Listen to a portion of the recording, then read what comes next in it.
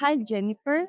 I was reading Hamilton ETF that you have an interest for traveling and flavor. And me too. I love traveling and I love to eat. What's your favorite restaurant in Toronto? Oh gosh, that's probably a hard one. There's so many great choices to pick from. I guess I would pick a recent favorite because we just moved across town and discovered Parquet on Harvard, and it's really great. Nice little place, great food, nice atmosphere. How about you? Me, I went to the restaurant on Chinatown called Liu Yi Show. It's for hot pot. I really love hot pot. Okay, great. Sounds like an interesting choice. Have you had hot pot? I have, but not recently. Okay. So I have a few questions for you. My first question is, what do you do career-wise? Sure. So I am co-CEO and co-founder at Hamilton ETFs. I've been with the firm obviously since we started. We started in 2009. Uh, just celebrated our 10th anniversary in ETFs this past January. Prior to that, I had worked in equity research. Prior to that, I had actually worked in as an actuary was my first career. So I've kind of been all over the place. It's a long story. If I was to tell you, we'd take up all of our time. Nice.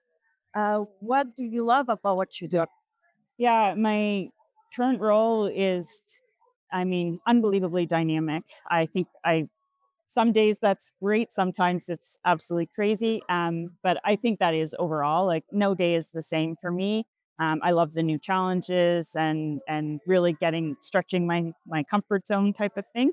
And I get to do it all the while with this really great team who is great at brainstorming through issues, but also cracking a joke at the right time to actually make it really fun to come to work every day. Nice.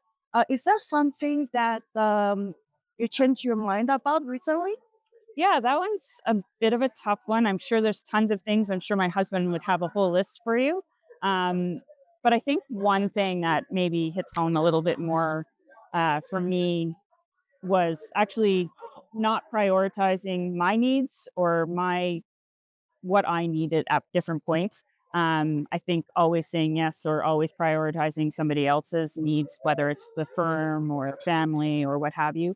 So learning to find that better balance so that I'm, able to be there fully for everyone else because I'm taking care of myself has been something that really I think has made a difference for me in my career and isn't something I did when I was younger.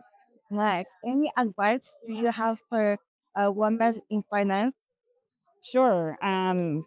It might seem obvious, but it's still sometimes hard for some of us is to take calculated risks, I would say. You really can't move forward if you're just sitting still. And if you wait for everything to come to you, it may never come. Uh, and it's like to take that coffee meeting that somebody reaches out to you, because you never know where some of this stuff will lead in terms of the connections you develop or the opportunities they may present yourself. That's exactly how I got into equity research is I was an actuary and this person was looking for an actuary to help cover the insurance companies. And I loved my company. I thought there's no way I'd ever go anywhere. But I reached out, I learned more. It sounded interesting.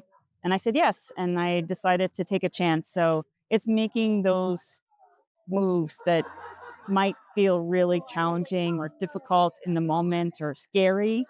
Um, but if you do them in a calculated way, they often really pay off, even if it's not in the immediate short term. Nice. So why should we support women in finance? Why shouldn't we? I guess I think that there's so many studies that indicate that women or diverse boards, diverse voices on a committee or on a board result in better decision making. So I think finance is still one of those perceived more male oriented fields. And I think it's something that really can benefit from women's different experiences. And it's not just women, it's all kinds of diversity, be it race or gender or orientation. It's or even just lived experience. I think that you can't help but benefit from that. And so I would always encourage that. And I know when I was younger, I needed somebody to encourage me to get out and do more. So it's great to have these opportunities. Thank you so much. Thank you, Gia.